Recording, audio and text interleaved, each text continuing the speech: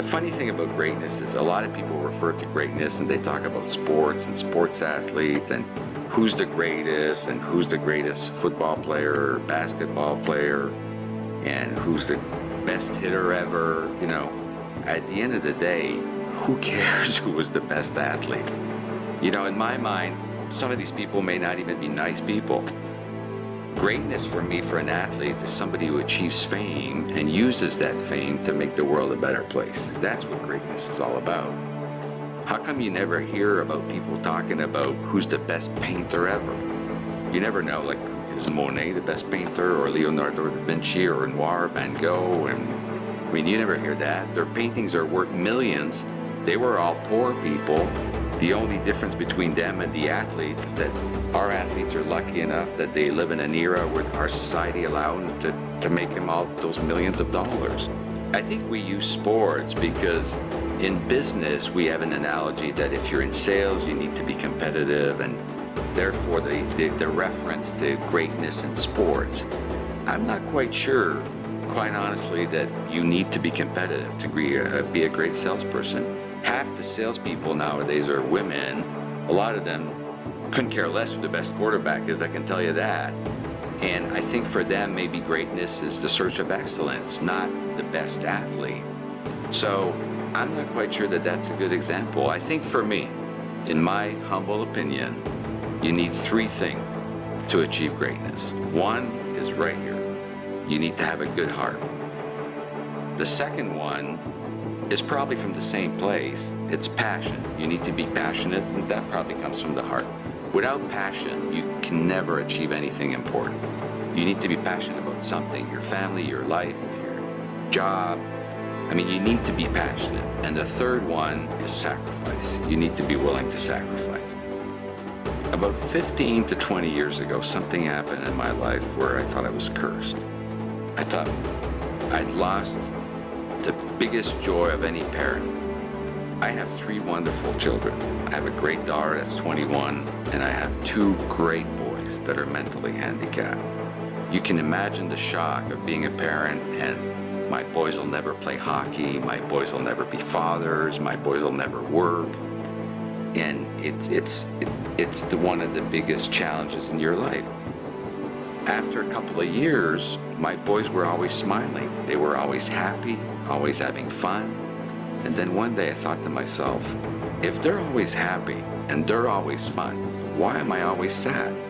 Didn't really make any sense.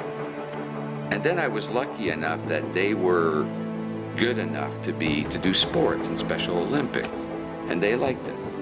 And if you've ever been to a Special Olympic event, you need tons and tons of volunteers. And there's a group of them that are called peer helpers. And those peer helpers are teenagers, women, young men and women from the high school. And they shadow the kids. And if it wasn't for that, the kids wouldn't be able to do anything. They wouldn't be able to participate. And they spend their nights, they spend their weekends dedicated to those people. I gotta tell you, when I was a teenager, I wouldn't have even thought of doing that. I didn't even know there were so many handicapped people. And now all those kids are doing that.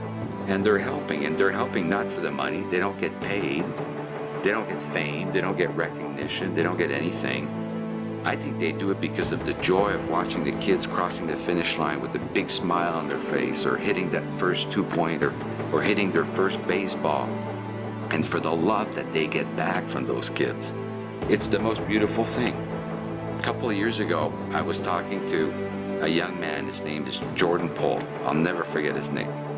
And I said, Jordan, you're a senior? He said, yeah. I said, what are you doing? He says, I'm going to go to NIU. I said, well, what are you going to do?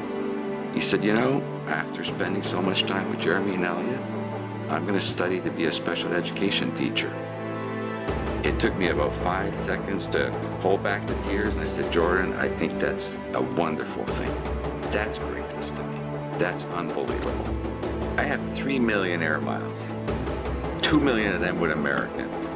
If you don't know what that's like going around the world 125 times, or going from Chicago to San Francisco 1,000 times back and forth.